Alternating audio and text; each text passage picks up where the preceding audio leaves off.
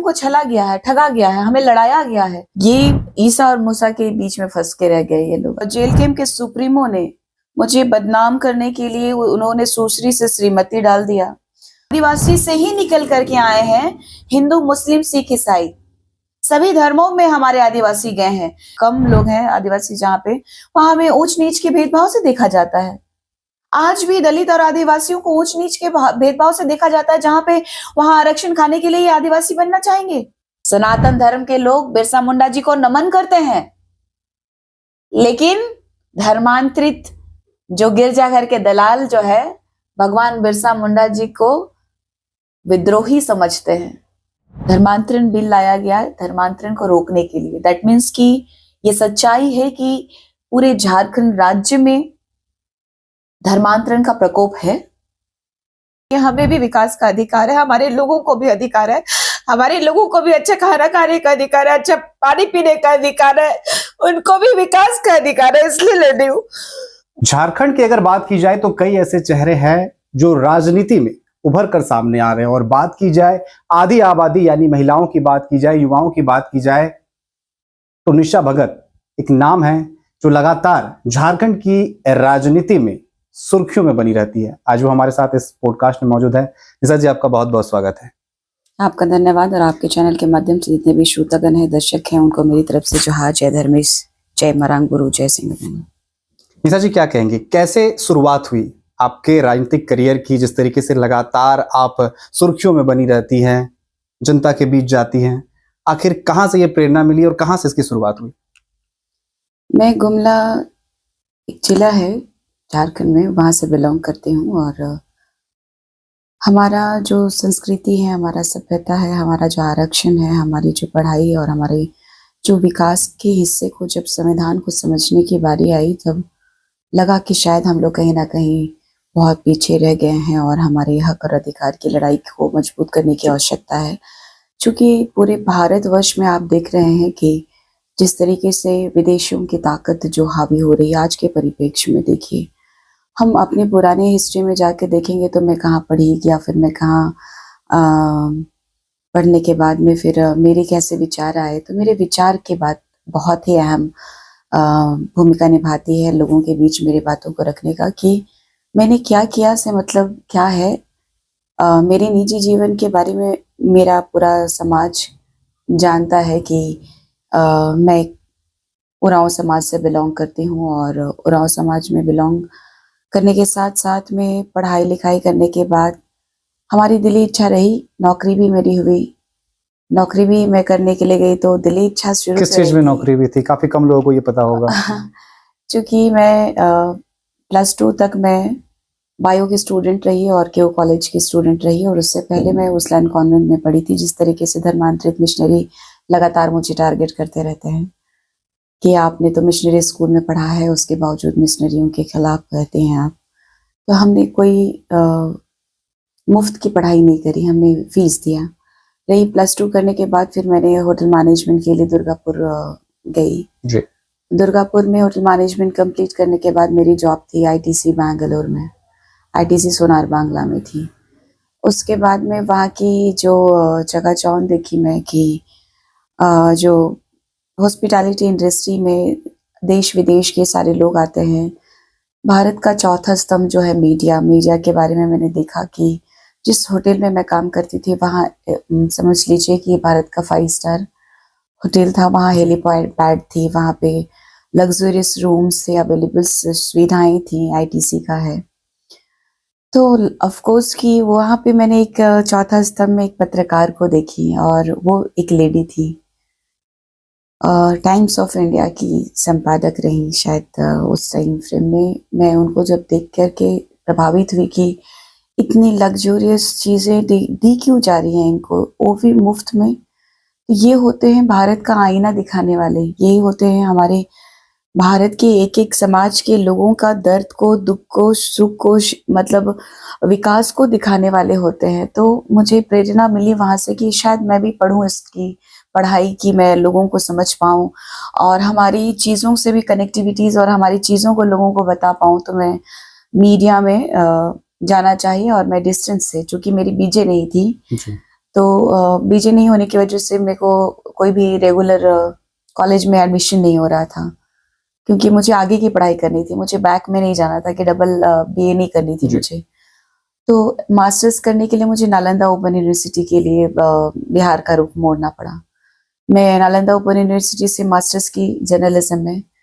उसके बाद में फिर मैं कई साल मैं मीडिया में रही, अपने आप को मैंने जानने की कोशिश की, यहाँ की राजनीति को जानने की कोशिश की, हमारी संस्कृति परंपरा को जानने के लिए मैंने एमएन फाउंडेशन जो पद्म श्री अवार्डेड है हमारे झारखंड में, नहीं पद्म भूषण रही जी। जरा तो मुझे लगता है कि उनके छत्र छाया में रह करके मैंने अपने कल्चर को देखी कि 250 कलाकारों को संभालती थी, तो मैंने वो रूप वो रंग को बहुत कम समय में देखने को मुझे वो मौका मिला। और मुझे जो अनुभव हुआ अपने संस्कृति और अपने सभ्यता को, तो हम लोग किसी और दिशा में लेके जा रहे हैं। हमने अच्छी शिक्षा ग्रहण कर ली, हमें नौकरी मिल गई, हमने मीडिया में रह करके द पायनियर न्यूज़पेपर में लास्ट में रही, और मैं आपके जैसे कई चैनल्सों में काम भी की मैं, और मुझे साथ-साथ में पढ़ाई का भी मौका मिला कि मैं लोगों को जानने का मौका मिला। फिर होटल मैनेजमेंट के माध्यम से, हॉस्पिटैलिटी के माध्यम से देश-विदेश के लोगों को जानने मिला, उनके विचारों को जानने के लिए मिला। फिर सभी धर्मों की बात आने लगी। आप जैसे कि वर्तमान के परिवेश देख लीजिए कि पाकिस्तान कब की बात कीजिए, चाहे वो ईरान की बात कीजिए, चाहे वो सऊदी अरब की बात कीजिए, फिलिस्तीन की बात कीजिए, इराक की बात कीजिए, आप सबको देख लीजिए, चाहे वो अमेरिका की बात कीजिए। अमेरिका सभी देशों में वो कब्जा करना चाहता है, वो अपने आप को शांति का दूत कहता है, लेकिन वो किस तरीके से वार में सबसे अहम भूमिका निभाता है। तो ऐसे ही जिस तरीके से भारत देश में अंग्रेज यहाँ आए, और जैसे मैंने गहराई से भगवान बिरसा मुंडा जी की, धरती आबा बिरसा मुंडा जी की जीवनियों को पढ़ना शुरू किया, जानना महसूस किया, और बाहरी और भीतरी करते करते करते जानना शुरू की कि बाहरी और भीतरी इस भारत में है कौन, होता क्या है। तो भगवान बिरसा मुंडा जी को भी देखिए कि मुंडाओं के वो ऐसे प्रखर लीडर थे जो कि पूरे भारतवर्ष में आदिवासी का वो चेहरा है जो कि भगवान के रूप में पूजे जाते हैं। उनको भी मारने वाला कौन? उनके ही बीच का खबरी कौन? तो उनके ही बीच के लोग, ऐसे लोग जो कर की जो लोग जो शासन और सत्ता हथियाना चाहते थे पूरे भारतवर्ष में अंग्रेज, वो नहीं हथिया पाए, तो वो अपने दिमाग से यहाँ पे धर्म के माध्यम से वो घुस गए, और धर्म के माध्यम से वो हमें कैसे प्रहार कर रहे हैं। अगर इस भारत देश के संविधान का हम सब सम्मान करते हैं, तो भारत देश के संविधान के वो हर पंक्ति का सम्मान करना चाहिए जो वहाँ अंकित है। और भारत देश के संविधान में अगर जो जिसका हक मारी कर रहे हैं, तो उनके लिए भी संशोधन की आवश्यकता होनी चाहिए। जो लगातार हमारा देश जो है बाबा पंकराज कार्तिक उरांव जी के द्वारा जो संसद भवन में दिल्ली में आवाज गूंजी थी कि डिलिस्टिंग की मांग की थी उन्होंने, तो डिलिस्टिंग दैट मीन्स किसकी डिलिस्टिंग? हम धर्म से पहले आते हैं, हम आदिवासी। और लगातार जो है कि हमारे जो झारखंड राज्य की बात कीजिए, पूरे भारतवर्ष की बात कीजिए, आदिवासियों को छला गया है, ठगा गया है, हमें लड़ाया गया है। जो विदेश की नीति है, अभी देखिए कि पूरे भारतवर्ष में जिस तरीके से शांति का दूत लड़ाने का काम कर रहे हैं, वैसे ही झारखंड राज्य में देख लीजिए, भारतवर्ष में इन लोग किस तरीके से घुसे हैं और अपनों के बीच में सिंधमारी कर रहे हैं। जो युगों युगों से, वेदों के समय से या फिर देवों के समय से जो हमारे उपासक रहे हैं, आप देखिए मुंडाओं के शासन की बात कीजिए, बहुत ज्यादा दूर नहीं जाऊंगी मैं, वेदों के काल को छोड़ दीजिए, आप मुंडारी शासन की बात कीजिए। मुंडारी शासन काल के समय में हम लोग किन चीजों में बिलीव करेंगे? आदिवासी समुदाय के पास में ना शिक्षा थी, ना विकास था, हम लोगों से कनेक्टिविटी से बहुत दूर रहे। कहा जाए कि हम पत्ता पहनने वाले, या तो फिर वो भी नहीं पहनते थे, कच्चा मांस खाते थे, हमारे पास प्रॉपर भोजन का पता नहीं था। शिक्षा तो अब हमें मिला है जी। तो हमारे पुरखे और हमारे पूर्वज जिस रीति रिवाज से रहे हैं, वो किसी धर्म से रिलेट नहीं रहा है। लेकिन अगर हिंदू मुस्लिम सिख ईसाई की बात करेंगे, तो हमारे धर्म को जो प्यार करते हैं, जो हमारे साथ बैठ करके हमारी जय कर सकते हैं, वो हमारे सगे होंगे ना। तो बार बार ये हमारी लड़ाई आ रही है अब कि आप धर्म की बात कर रही हैं, आप धर्म की राजनीति कर रही हैं। मैंने हर पार्टी को देखा, हर पार्टियों को देखा, हर पार्टी विशेष अपने धर्म समुदाय के परिप्रेक्ष्य में ही रहता है। देख लीजिए, कांग्रेस की बात कीजिए तो कांग्रेस समुदाय जो है कि कांग्रेस जो है समुदाय की तरह काम कर रहा है। ये ईसा और मूसा के बीच में फंस के रह गए ये लोग। अगर आदिवासी समुदाय को शायद जानते तो धर्म से पहले वालों की प्रायोरिटी होती। जो आज भी गांधी परिवार के जो सुपुत्र हैं, जो देखिएगा कि कांग्रेस के सबसे बड़े लीडर के रूप में जाने जाते हैं भारत देश में, राहुल गांधी जी की बात कीजिएगा तो राहुल गांधी जी भी कहते हैं इस देश का मूल मालिक आदिवासी है। लेकिन क्या सबसे ज्यादा भारत देश में संविधान के तहत जो राज करने वाला जो पार्टी रहा, कांग्रेस रहा, तो कांग्रेस ने क्यों नहीं हमारी जो स्थिति है उसको सुधारने की कोशिश की? विकास के नाम पे देख लीजिए ना, पूरे भारतवर्ष में सबसे ज्यादा 40% खनिज संपदा है झारखंड में। बिल्कुल। और इसका लाभ किसको मिल रहा है? दूसरे राज्य को। दूसरे राज्य को, और राज्य को मिल भी रहा है। भारत देश के अलावा दूसरे देशों को भी मिल रहा है। सबसे बड़ी बात है कि भारत देश के अलावा दूसरे देशों को भी जब मिल रहा है, लेकिन हमारे लोगों को हमारी सुविधाएं क्यों नहीं मिल पा रही हैं? जबकि संविधान में हमारे लिए एसटी और एससी जो दलित और आदिवासी है उनके लिए स्पेशल बना है कानून। आप ना उनका संस्कृति को छेड़ सकते हैं, ना आप उनकी परंपरा को छेड़ सकते हैं, ना ही उनके जल जंगल जमीन को छेड़ सकते हैं, ना ही आप उनको ऊंच नीच की दृष्टि से देख सकते हैं। आप इस संविधान में जब हमें बराबरी का अधिकार दिया है और दलित और आदिवासियों के लिए जब समान अधिकार बने हुए हैं, सम्मान का अधिकार, रक्षा का अधिकार, तो फिर इसमें अन्य समुदाय के लोगों को सेंधमारी करने की क्या आवश्यकता? सेंधमारी की आप बात कर रही हैं, अगर सेंधमारी की अगर बात की जाए, जयराम महतो, अगर जेएलके की बात की जाए, लगातार कुर्मी वर्सेस आदिवासी, कुर्मी को दर्जा देने की मांग कर रहे हैं, जो आदिवासियों को दर्जा मिल रहा है, इस पर क्या कहेंगे? लगातार इस पर भी आप आवाज उठाती रही हैं। देखिए, जिस समय में आदिवासी समुदाय के प्रखर आवाज होकर के उभरी, उस समय जेएलके के सुप्रीमो ने मुझे बदनाम करने के लिए उन्होंने सुश्री से श्रीमती डाल दिया, और उन्हीं के रिलेटेड जो लोग रहे उन्होंने मेरे ऊपर बहुत, पिछले मुझे लगता है 2.25 साल हो रहे हैं अभी, और मेरे बारे में, मेरे कैरेक्टर के बारे में और मेरे परिवार के बारे में लगातार प्रहार किया इन्होंने। लेकिन इनके पास जो सच सुनने की ताकत जो है ना, जो कहते हैं कि सच सुनने की ताकत इनकी नहीं रही। जयराम महतो को भी पता है कि आदिवासी से ही निकल करके आए हैं, हिंदू, मुस्लिम, सिख, ईसाई, सभी धर्मों में हमारे आदिवासी गए हैं।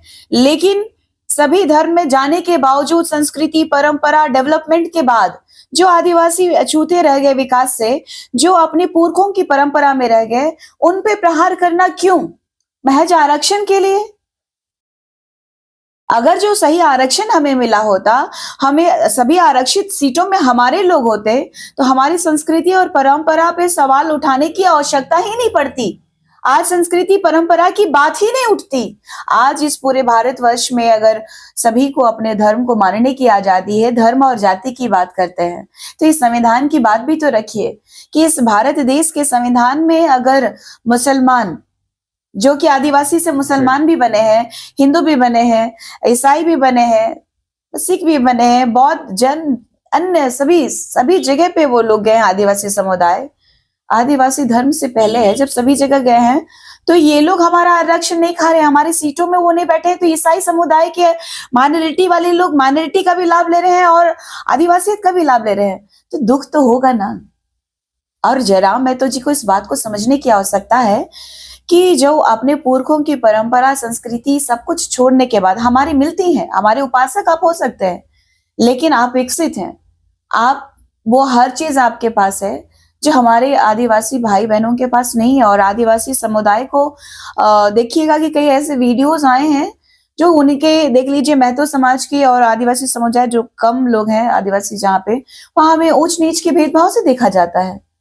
आज भी दलित और आदिवासियों को ऊंच नीच के भेदभाव से देखा जाता है, जहां पे वहां आरक्षण खाने के लिए आदिवासी बनना चाहेंगे, नौकरी पाने की लालसा को लेकर के। अरे आपके पास ओबीसी का आरक्षण है, आप ओबीसी में आरक्षण बढ़ाने की बात कीजिए, भारत के संविधानिक तहत बात कीजिए। आप यहाँ बात कर रहे हैं लोग कि अपने धर्म की बात नहीं कर पा रहे, धर्म की बात करिए, आपसे लड़ा रही है।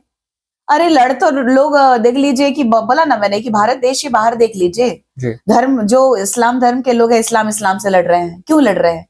जब इस्लाम धर्म जो माइनॉरिटी आते हैं और उनका उद्गम स्थल, और ईसाइयों का उद्गम स्थल को देख लीजिए, यहूदियों का उद्गम स्थल को देख लीजिए, यरूशलेम है। तो ये भाई आप यरूशलेम के लिए आप विदेशियों के एजेंडे में चल रहे हैं, और विदेशियों के एजेंडे पे चलने के बाद गिरजाघर के दलालों के माध्यम से आप हमारी संस्कृति परंपरा को धूमिल नहीं कर सकते हैं। आज हमारे लोगों को भड़काया जा रहा है कि वो हिंदू समाज के वहां जा करके हमारा झंडा लहरा दी। अरे वो सम्मान तो दिए ना, उनकी तरह तो नहीं, धर्मांतरितों की तरह तो नहीं कि हमारी बेटियों के साथ शादी कर ले रहे हैं, जब तक वो मरेगी नहीं तब तक वो आदिवासी हक रहेगा उसका, और उनके नाम पे जमीनें हमारी खरीदी जा रही है और खरीद फरोख्त हुआ जा रहा है। हमारे लोग तो ऐसे नहीं कर रहे हैं। चाहे सनातनी, तो आप देख लीजिए कि किस तरीके से आप हमारे पूजा त्योहार में आते हैं कि नहीं आते? बिल्कुल आते हैं। एक बहुत बड़े विवादों में चल रहा है, आपको भी पता है कि एक IRS अधिकारी जो आदिवासी बेटी रही है, वो एक दलित परिवार में बोलिए या फिर सनातनी परिवार में बोलिए, वहां शादी करी है। अब देख लीजिए, इस भारतीय संस्कृति के आधार पर एक बेटी का अधिकार जो है कहाँ होता है?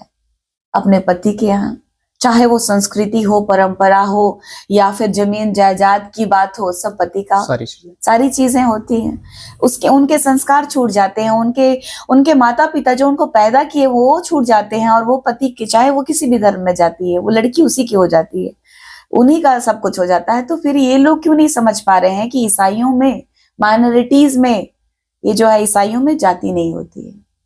इस बात को समझने की आवश्यकता है, और ये बात जयराम महतो भी बहुत अच्छे से समझते हैं।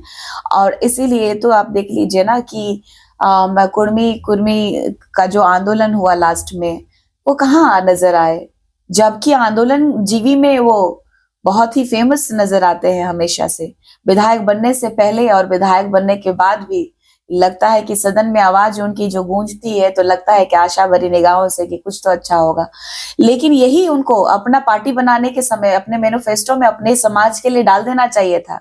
एक तरफ से उन्होंने सभी समुदाय के लोगों को छल किया, एक तो दूसरी बात की उनका डाल देना चाहिए था कि महतो को जो है, कुर्मी को हम आदिवासी बनाएंगे, ये पहले डाल देना चाहिए था। आज सभी धर्मों के लोगों ने जिता दिया, आदिवासियों का विश्वास जीत लिया, और आदिवासी के खिलाफ में वहां पे चल गए कि हम भी आदिवासी हैं, हम शोषण करने के लिए तैयार हैं। तो आदिवासियों को समझना होगा कि सनातन धर्म वाले लोग हमारा आरक्षण में नहीं बैठे हैं। ये हमारा आरक्षण और नौकरी में कौन बैठे हुए हैं? नौकरी कौन खा रहा है? हमारा जो आरक्षित सीटें हैं, अभी 81 विधानसभा सीटों में 28 विधानसभा सीट जो है आरक्षित अनुसूचित जनजाति की जो सीट है, उसमें 8 से 10 सीटें हैं धर्मांतरित ईसाइयों में। कोई सनातन धर्म के लोग आए क्या? नहीं आए। हम करम का त्योहार मनाते हैं, चाहे सरूल का त्योहार मनाते हैं, तो उसमें तो सनातनी प्रखरता से दिखाई देते हैं, भले वो भगवा रंग का कपड़ा पहन के नहीं आते हैं। मेरी तरह की भाई अपनी पहचान के लिए, भाई मेरी जो पहचान है, मेरा जो समाज है, और सरना समाज की पहचान को जब अभी मैं रिसेंटली हनुमान जी की जयंती या तो फिर मर्यादा पुरुषोत्तम राम जी की जयंती में जब गई, तो मुझे सरना बेटी के नाम से बताया गया, न हिंदू बेटी से नहीं बोला गया। तो ये समझने की आवश्यकता है, ये समझने का फेर है, क्योंकि यहाँ पर विदेशियों का ताकत और एजेंडा इतना हावी है कि उनको विदेशी फंड मिलता है, गिरजाघरों को विदेशी फंड मिलते हैं, जिसकी वजह से वो काफी ताकतवर महसूस करते हैं। और इनका एजेंडा को धरातल पे उतारने के लिए इन लोगों के पास में गिरजाघर ही है जो इन लोगों का एक एजेंडा का ताकत है। और हमारे यहाँ पे देख लीजिए कि जो सरना समुदाय है, उनको लगातार बरगलाया जाता है कि ये हिंदू नहीं है। हम कहाँ कह रहे हैं कि हम हिंदू हैं? हम तो धर्म से पहले हैं, हम तो धर्म से पहले। और निशा और शिंगमारू राव जी की बात को कही जाए तो हम आदिवासी के से निकले हुए हिंदू, मुसलमान, सिख, ईसाई सभी है। तो अगर हिंदू अगर एक माँ की अगर संतान है, अगर धरती माँ को संतान, धरती माँ के अगर हम बच्चे अगर दोनों हैं, तो एक माँ हुए ना, धरती माँ के बच्चे। लेकिन अगर एक कुर्मी समुदाय के समय में देखिएगा, एक ज्योत्सना केरकेटा नाम की मुंडारी लड़की जो है, जो उभर के आई है, उन्होंने एक बयान दिया था, जो कुर्मी समुदाय के लोगों के साथ में जो आंदोलन हो रहा था, एक बयान दिया था उन्होंने कि ईसाई और आदिवासी एक माँ के बच्चे हैं। सवाल उठता है, क्या ऐसे लोगों की वजह से ही हमारे धरती आबा भगवान बिरसा मुंडा जी को महज 25 सालों में उनके ही द्वारा जो है, कुछ ऐसे चापलूसों के द्वारा जो है जेल भेज दिया गया, और मिशनरियों के मिशन को पूरा करने वाले गिरजाघर के एजेंट और दलाल जो कहते हैं कि भगवान बिरसा मुंडा जी क्रांतिकारी नहीं थे। सनातन धर्म के लोग बिरसा मुंडा जी को नमन करते हैं, लेकिन धर्मांतरित जो गिरजाघर के दलाल जो है, भगवान बिरसा मुंडा जी को विद्रोही समझते हैं। लेकिन आप धर्मांतरण की बात कर रही हैं, अगर ये तो ईसाइयों की बात हो गई, जिस तरीके से आप कहें कि प्रोपेगेंडा फैलाया जा रहा है, किसी को ऊंचा किसी को नीचा दिखाया जा रहा है, लेकिन अगर धर्मांतरण की बात की जा रही है, बीजेपी की अगर बात की जाए झारखंड में, तो बीजेपी लगातार ये कहती है कि धर्मांतरण हो रहा है, डेमोग्राफिक चेंज हो रहा है। पाकुड़ क्षेत्र की बात कर ले या फिर हम बाकी क्षेत्रों की बात कर ले, ऐसा है? देखिए 25 सालों में, झारखंड के 25 सालों में, जो कि वेस्ट अभी झारखंड हो चुका है, युवा झारखंड हो चुका है, और इस युवा झारखंड में आज भी रांची क्षेत्र को छोड़ करके आप देखिएगा कि जहां पे, जैसे कि जमशेदपुर देखिएगा, धनबाद देखिएगा, बोकारो देखिएगा, इसके अलावा आप कहाँ देखिएगा जहां पे इंडस्ट्रियल एरिया है, वहां डेवलपमेंट्स कुछ बहुत दिखते हैं। लेकिन एरिया से थोड़ा सा बाहर जाइएगा तो आप देखेंगे कि वाकई हम लोग आज जो है विकास से कोसों दूर है, विकास से कोसों दूर हम लोग दिखाई दे रहे हैं। तो आपका जो क्वेश्चन था, उसमें मुझे जहां तक लगता है कि आपको भी समझने की आवश्यकता है। आपको इस विचार से क्या लगता है? आपकी सोच के बाद मैं अपनी प्रतिक्रिया दूंगी, क्योंकि आप भी एक युवा है, युवा झारखंड हो चुका है, और झारखंड में जो है बीजेपी आई तो धर्मांतरण बिल लागू हुआ 2017 में। लेकिन धर्मांतरण बिल को जब धरातल पे उतारने की, धर्मांतरण बिल क्यों लाया गया? धर्मांतरण बिल लाया गया धर्मांतरण को रोकने के लिए। दैट मीन्स कि ये सच्चाई है कि पूरे झारखंड राज्य में धर्मांतरण का प्रकोप है। बिल्कुल आप भी महसूस करते होंगे। क्या हिंदू समाज के लोग क्या धर्मांतरित नहीं हुए हैं? एक जो आदिवासी बनने की एक मशीन है ये लोग। हर समाज के लोग, चाहे हिंदू, मुसलमान, सिख, कोई भी धर्म के लोग, आदिवासी, कोई भी लोग जो है ईसाई बन जाएंगे तो जाति मिल जाएगी उनको। तो यही एजेंडा तो खत्म होना चाहिए। इनका जो जाति का जो बुखार है उतारना है, तो इसी को सुधारने के लिए हमारे सभी विधानसभाओं में हमारी जीत होनी आवश्यकता है। नहीं तो आज हमारा झारखंड जो बहुत पीछे जा रहा है, और हमारे समाज को जो दबाया जा रहा है और डराया जा रहा है, एक तरफ से ये लोग बहुत ताकतवर है। इसीलिए मैं चाहती थी कि जो हमारे उपासक हैं जी, वो हमारा साथ दे। और मुंडाओं के शासन में भी, मदरा मुंडा जी के शासनकाल में, मैं बोलते बोलते उस टाइम में पूरी बात बोल नहीं पाई, मदरा मुंडा जी के शासनकाल में भी आप देखिए ना कि फनी मुकुट राय और मणि मुकुट राय, फनी मुकुट राय जी का और मणि मुकुट राय जी का देखिएगा, एक आदिवासी सरना धर्म को फॉलो करने वाला एक जो हिंदू, जो कि कहा जाता है अडॉप्टेड सन थे, और अडॉप्टेड सन को ही उन्होंने गद्दी दी थी। तो हमारी संस्कृति में तो आदान प्रदान हुआ है, मिलाप हुआ है, इसको तो झुटलाया नहीं जा सकता है। ये कितना भी चिल्ला ले तो इतिहास उठा के देखने की आवश्यकता है। आज भी सुत्याम्बेगढ़ में जो मदरा मुंडा जी का जो शासनकाल का जो शुरुआत होता है, आप वहां जाके देखिएगा, वहां पे भी शिवलिंग्स मिलेंगे। ये दो भाइयों का जो है संस्कार दिखता है। एक जल जंगल जमीन जो पौधे को और इस सृष्टि को जो है, प्रकृति को पूजने वाला, एक जो है कि आदिदेव महादेव जो है कि हिंदू धर्म को मानने वाला। तो ये तो है, ये आपको समझना होगा, इस बात को, इस इतिहास को समझना होगा। हमारे लोगों को गुमराह किया जा रहा है। हमने नहीं कहा कि, हम लोगों को नहीं बोले कि आप हिंदू बन जाइए। हम आदिवासी हैं, हम आदिवासी कॉलम के लिए हमने यहाँ से सरना धर्म कॉलम को लेकर के कई बार रोड जाम किया है, सड़क जाम किया है। और ये सच्चाई है कि आदिवासी कॉलम क्यों हटा दिया गया? गांधी परिवार लगातार शासन किया, आजादी से पहले भी 1871 ईस्वी से 1961 ईस्वी तक हमारा पहचान रहा है। इसी पहचान में से हम लोग लास्ट जाने गए हैं, हमारा कॉलम रहा है अनुसूचित जनजाति। आप इसको सर्च भी कर लीजिएगा। और अनुसूचित जनजाति आदिवासी का एक मापदंड है, लुकुर कमेटी, उसमें भी ये ईसाई धर्म के लोग नहीं एक्सेप्ट कर पा रहे हैं। अपना संस्कृति, अपनी परंपरा, हर कुछ छोड़ चुके हैं लोग, कहाँ समावेश हो पा रहे हैं।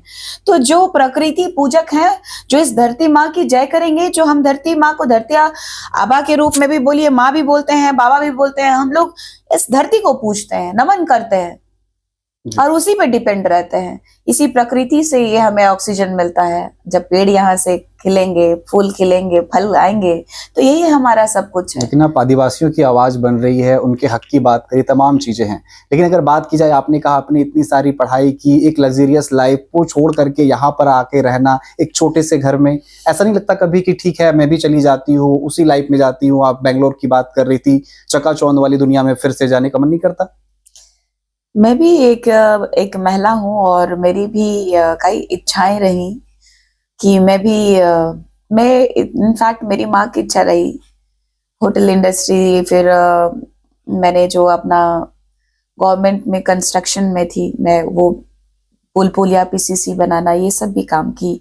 उसके बाद में मैं मीडिया में भी रही, मैंने अपनी पढ़ाई भी जारी रखी। मेरे पिताजी झारखंड आंदोलनकारी रहे, मैंने उनके संघर्षों को देखा, भगवान बिरसा मुंडा जी के और हमारे वीर बुद्धू भगत जी के जो संघर्षों को हमने जो करीब से, मतलब उनके स्टोरीज को लड़ते हुए, मेरे पिताजी को जो लड़ते हुए देखा, स्टोरीज को जाना, मैंने उनको फील किया, तो लगा कि हमारा जो आदिवासी समुदाय है वाकई सर्वोपरि है। इस देश का संविधान और इस देश का माननीय सुप्रीम कोर्ट भी कहता है कि हम इस देश के मूल मालिक हैं। देखिए, हमारे पास प्रेरणा स्रोत हमारे आदिवासी समुदाय और मेरा परिवार ही रहा। कई चीजें मैंने देखने को मिला मुझे कि मैं लग्जरियस लाइफ भी जी। ऐसा नहीं है कि मेरे पास गाड़ी नहीं, मेरे पास में अच्छा खाना खाने के लिए नहीं, लेकिन आज सोचना पड़ता है कि मैं पहले समाज को देखूं, क्योंकि मन नहीं करता फिर से वही लाइफ में चली जाएं? नहीं, क्योंकि त्याग क्या होता है वो मैंने जब बाल त्यागा अपना, जब एक महिला होने के नाते सबसे अपना अहम श्रृंगार होता है अपना केस, अपने जब लहराती थी, मेरे भी लंबे लंबे केश हुआ करते थे, जब लहराती थी तो मुझे भी खुशी होती थी कि मैं भी एक लड़की हूँ, फीलिंग लाइक मेरी बाप की बेटी, हाँ, झलक रहा है कि आप कितनी भावुक है उसको लेकर के। बाप की बेटी टाइप लगता था। संघर्ष जिस इंसान के जीवन में नहीं हो, वो इंसान कभी अपने लक्ष्य पे नहीं पहुंच सकता। क्योंकि मैं जब धरती आबा भगवान बिरसा मुंडा जी के संघर्षों को मैं एकदम आत्मीयता से जब लेती हूँ, तो मुझे दिखता है कि हमारे पास तो इतनी सारी सुविधाएं हैं, दूरसंचार है, टेलीविजन है, मोबाइल्स हैं, हमारे पास तो इतने टेक्निकली इतने हम लोग डेवलप हैं कि अपनी लड़ाई हम लोगों को अपनी बातों के माध्यम से हम कहीं पहुंच पाए ना पहुंच पाए। क्योंकि लगातार 1.5 सालों से मुझे कई बार कोई मार दो या फिर मर जाए, बहुत तरीके के बातें, गाली गलौज और हेटरिज्म इतना उन लोगों में हो गया। वो उनको अपना धर्म संस्कृति बहुत प्यारा है, लेकिन अगर मैं अपनी संस्कृति धर्म की रक्षा की बात कर रही हूँ तो मैं गलत हो जा रही हूँ। मेरे बारे में नाप से नाप बोल रहे हैं। मुझे दुख होता है कि मैंने बहुत अच्छा लाइफ जिया है और मेरे माँ बाप ने मुझे, मेरे माता जी पिताजी ने मुझे जो जीवन दिया था उसमें कभी वो महसूस नहीं हुआ जो आज मैं महसूस करती हूँ कि परिवार के साथ रहूंगी तो शायद मेरे परिवार को नुकसान लोग पहुंचाएंगे। इसलिए मैं अपने आप को बहुत पहले ही तैयार कर ली थी। तो आप अलग रहती हैं? हाँ, मैं मेरे पिताजी माता जी आते रहते हैं, सब देखते हैं। पहले तो बहुत शॉकिंग रहे कि ऐसे परिवेश में मैं रह रही हूँ।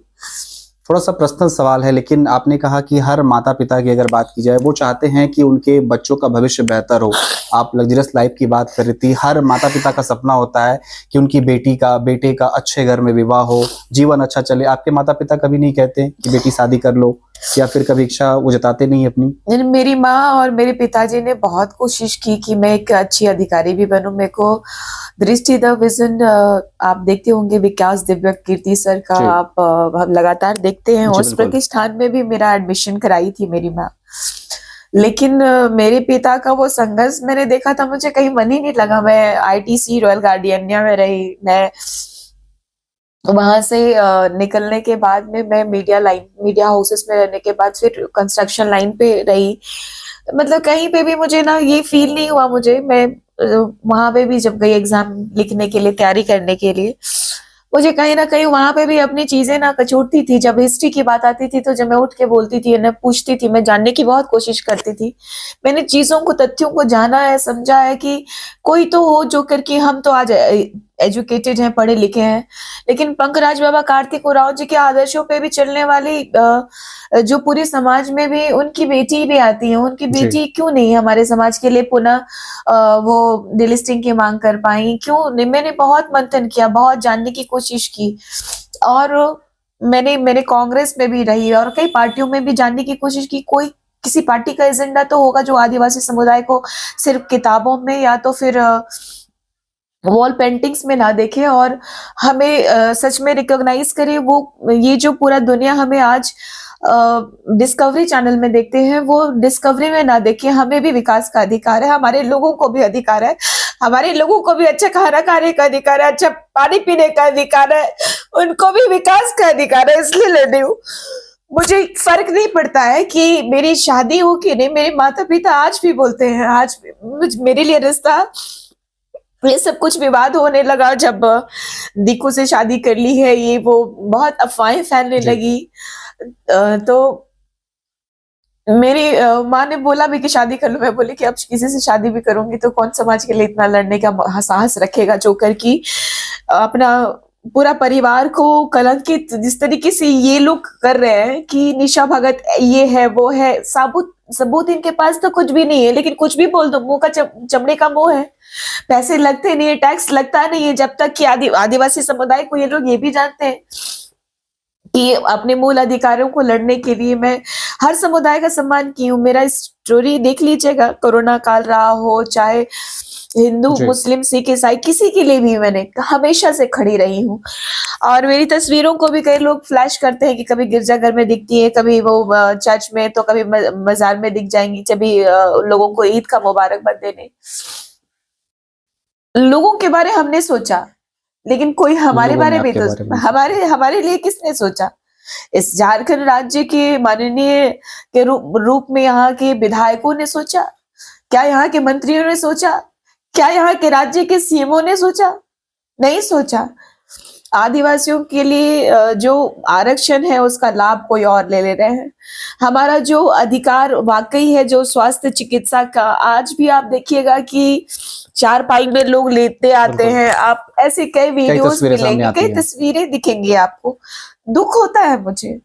मेरे मेरे परिवार के सहयोग की वजह से ही मैं लड़ पा रही हूँ, अन्यथा लोगों ने तो फांसी लटकने तक का नौबत दे दिया कि मेरा जो रहा था जीविकोपार्जन का, मेरा रेस्टोरेंट चला गया, मेरा ढाबा चला गया, मेरा पार्लर था एक छोटा सा जीने का, वो भी चला गया। मैं कुछ काम करती थी लोगों का, तो फिर लोग भी है कि मदद करते थे। अब तो मैं बाहर भी बहुत ज्यादा निकल नहीं पाती हूँ। जो है मेरे परिवार और जो चाहते ही कि सच में सरना सनातन के लिए लड़े, हमारे इस भारत देश की संस्कृति के लिए लड़े, हमारे लिए सबसे प्रायोरिटी हमारा समाज होता है।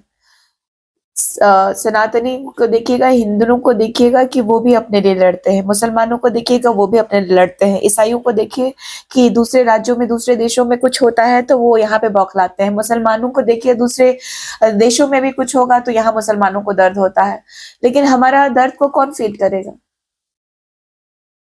हमारे लोगों को लगातार गुमराह किया गया है। तो बस एक संघर्ष प्रयासरत है। अगर मेरा परिवार मुझे सपोर्ट नहीं किया होता, मैं उस समुदाय से आती हूँ जहाँ पे मिनिमम रिसोर्सेस में जीने के हम लोग आदी होते हैं, तो हमने वो परवरिश तो नहीं देखा था कि हम वो कष्ट देख पाए।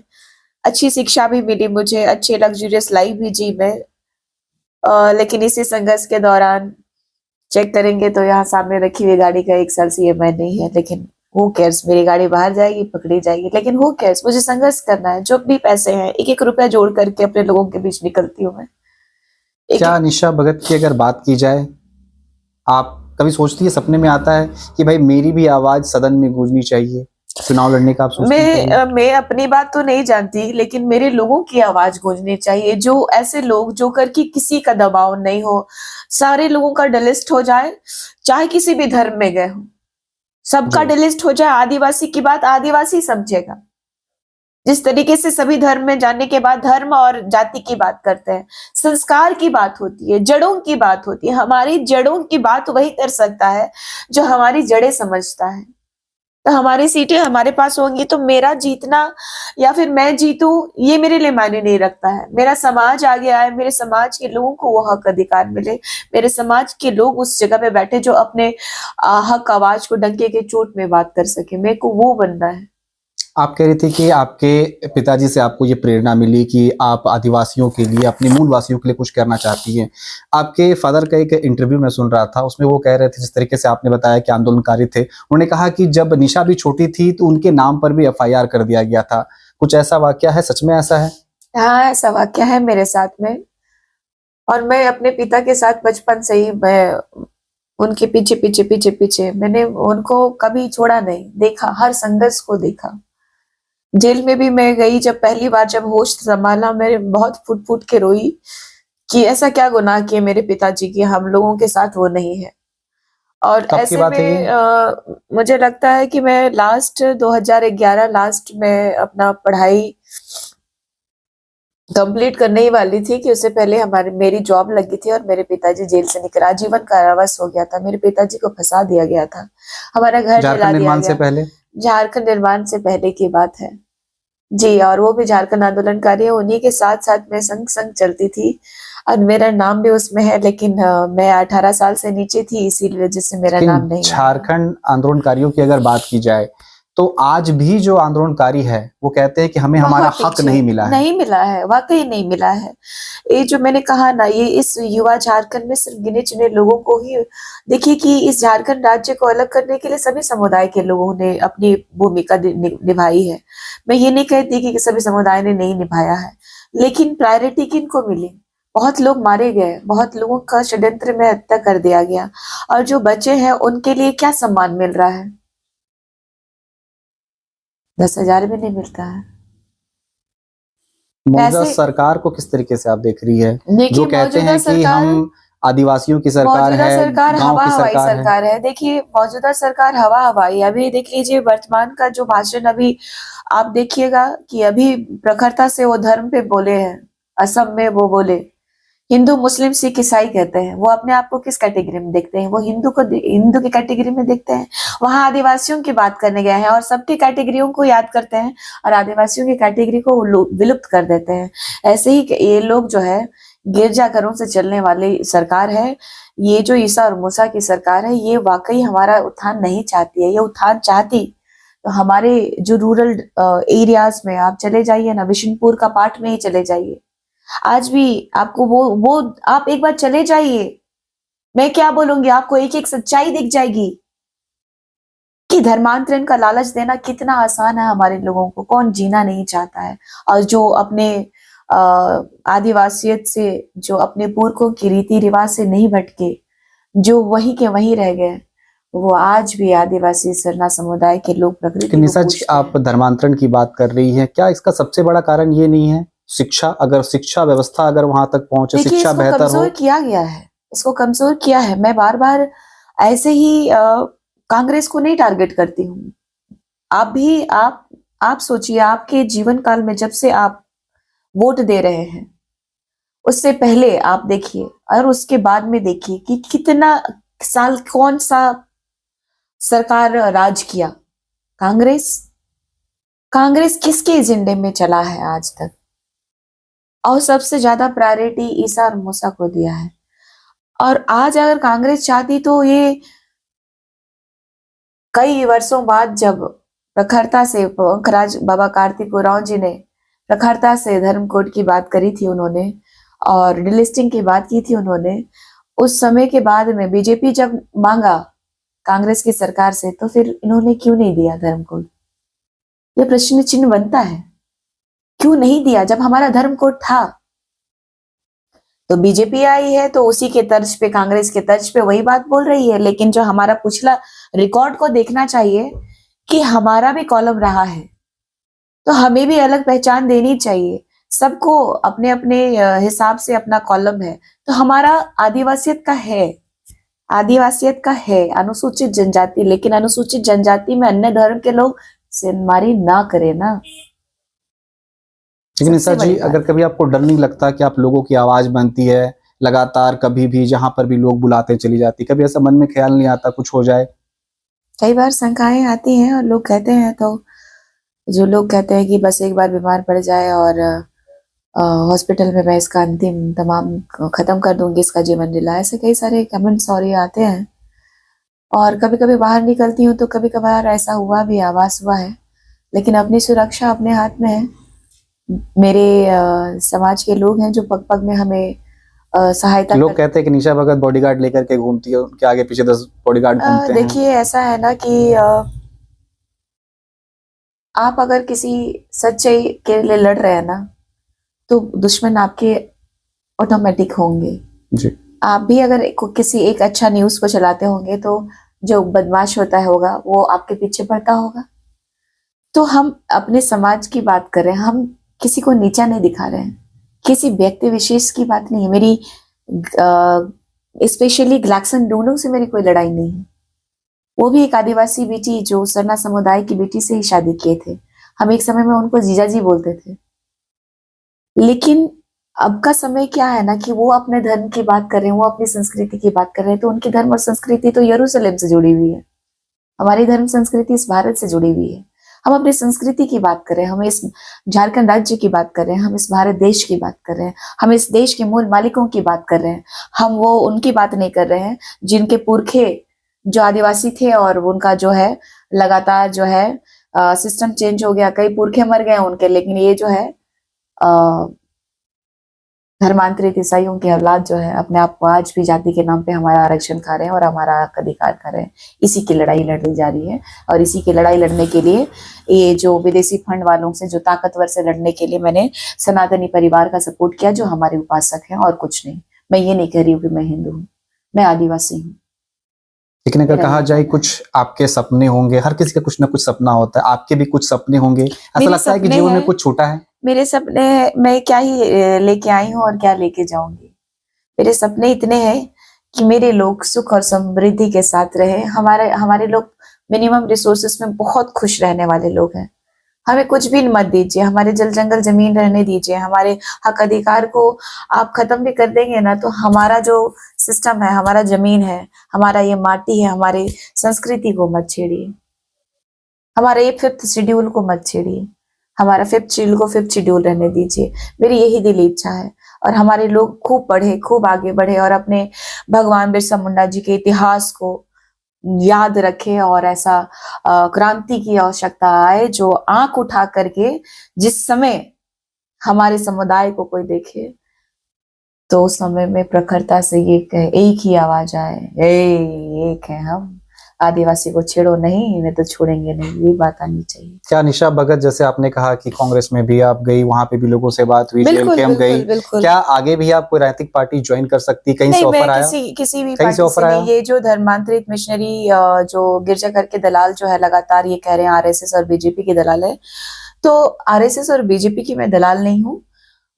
जिस तरीके से ये लोग दलाली का मतलब, ऑफर आया कभी बीजेपी से? देखिए, ऐसा कोई बड़ा चेहरा नहीं कहा कि उन्होंने नहीं कहा कि आप बीजेपी आ जाइए, क्योंकि सबको डर लगता है कि ये उग्र लड़की है, ये सच्चाई की बात करती है, डर लग रहा है ना। उनके पास भी तो 3 जो आदिवासी पूर्व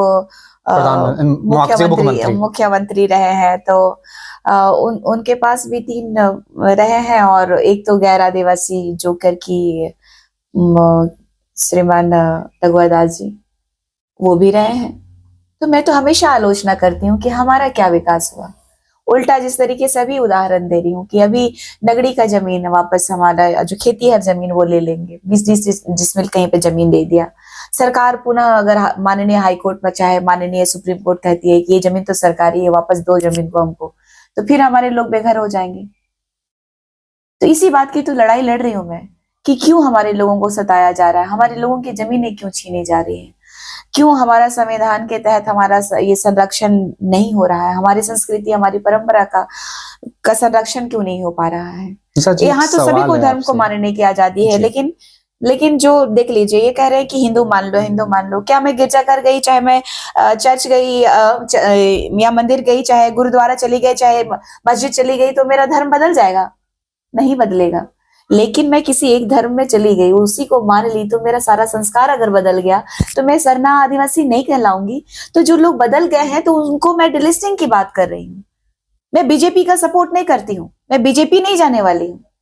वो अगर डिलिस्टिंग की बात कर रहे हैं तो मैं समर्थन करती हूँ डिलिस्टिंग की बात, लेकिन मैं उनको दोषी भी समझती हूँ कि आज अगर इस झारखंड राज्य में आपने भी शासन किया तो हमारे लिए आपने क्या ही उचित किया है, और ऐसा क्या रहा कि यही धर्मांतरण। लेकिन सर जी एक सवाल है, अगर बात की जाए जिस झारखंड की सोच के साथ झारखंड का निर्माण, मैं किसी पार्टी में लेकिन अगर झारखंड की अगर बात की जाए जिस सोच के साथ कैसे लिया झारखंड, लड़के लिया झारखंड आदिवासियों के लिए, लेकिन ऐसा नहीं लग रहा है पिछले 25 साल 26 सालों में सबसे अगर झारखंड में कोई पिछड़ा है तो वो आदिवासी मूलवासी ही है। बिल्कुल, देखिए आदिवासी दलित यहाँ पे शोषित वंचित है, इसमें कोई दो राय नहीं है।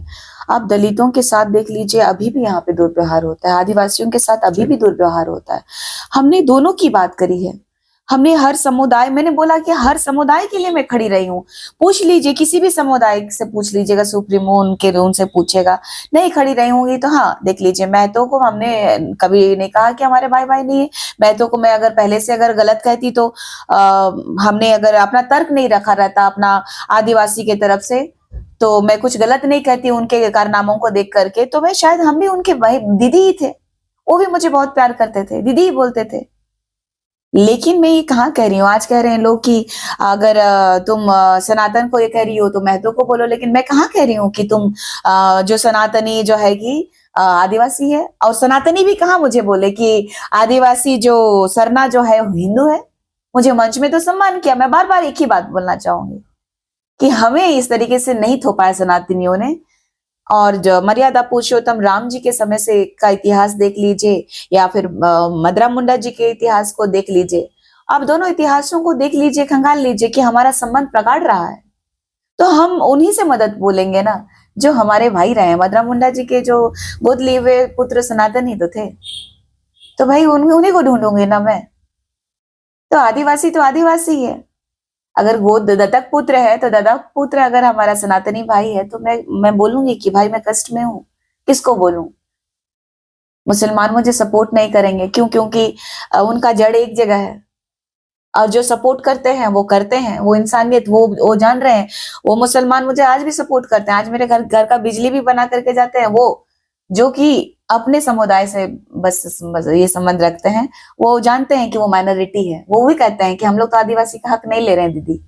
तो जमाई टोले की बात आती है तो उन जमाई टोले की बात कीजिए आप, जो हमारे मुसलमान भाई लोग जमाई टोला बनाया है। हमें मत बोलिए, हम नहीं लड़ना चाहते हैं।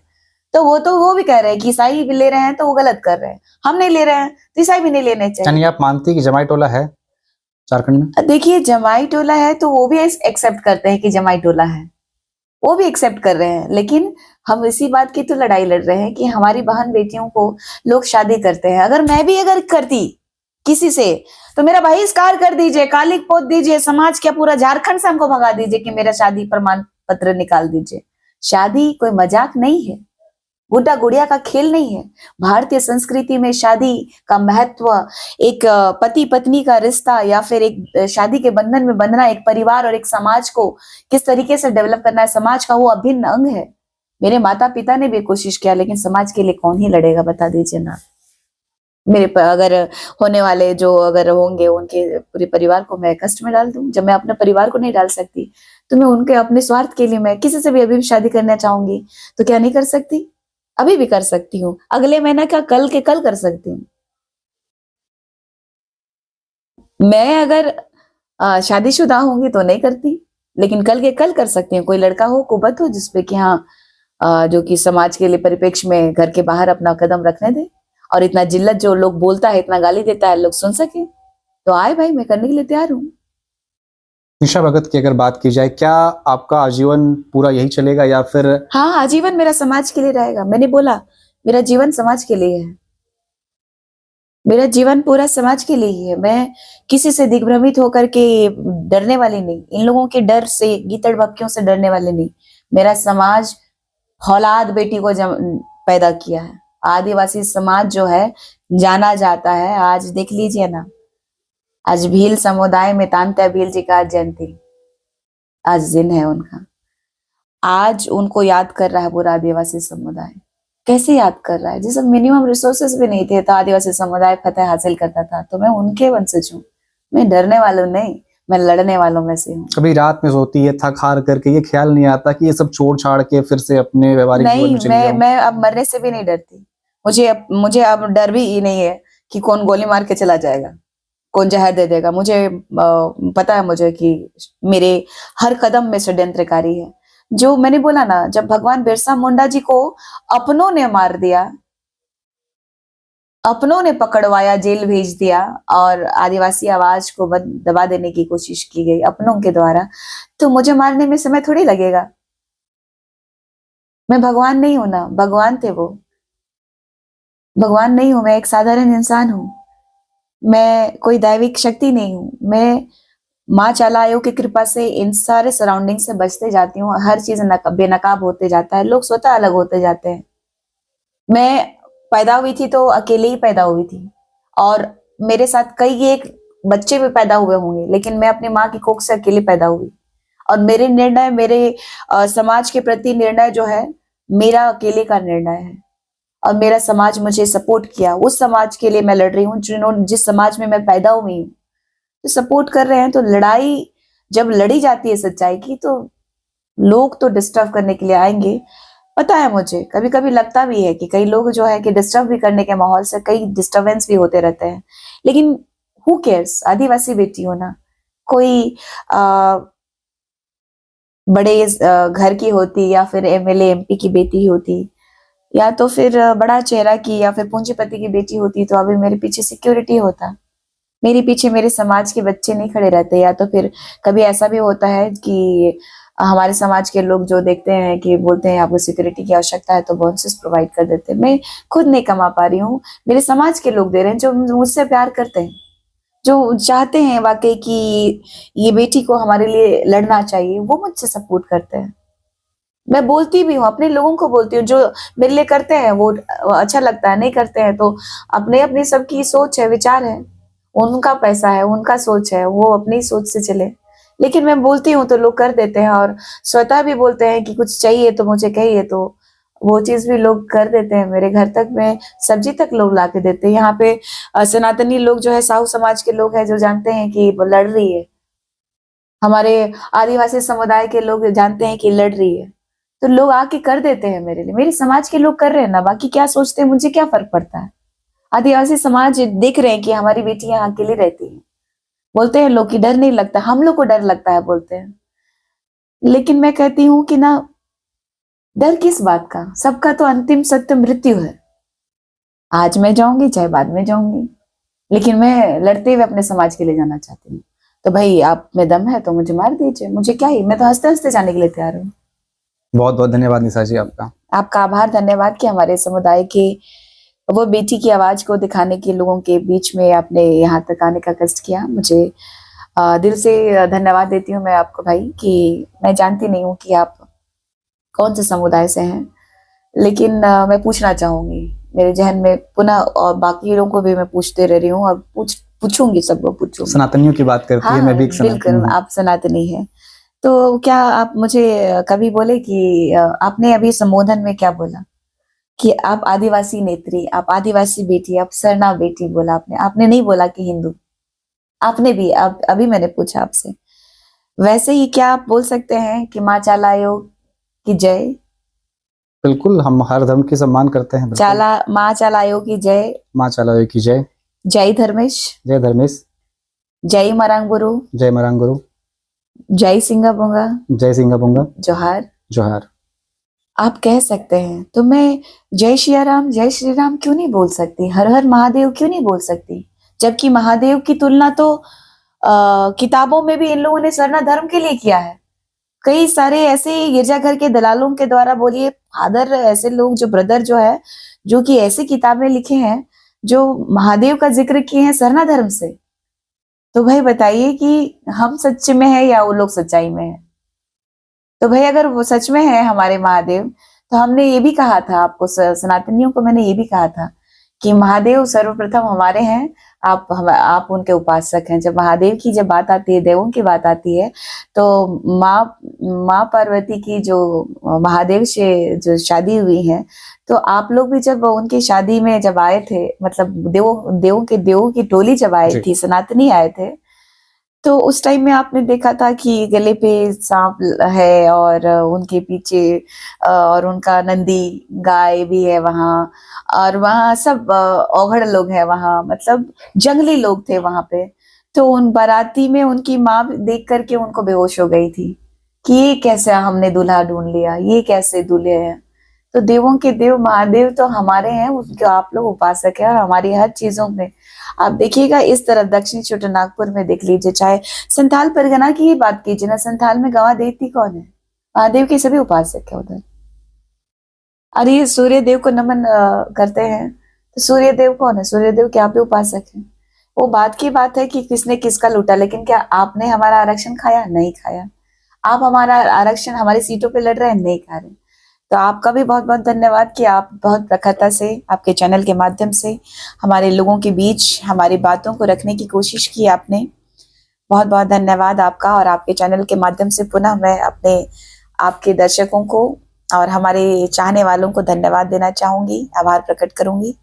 धन्यवाद। जोहार। जय धर्मेश। जय मरांगबुरु। जय सिंह बोंगा।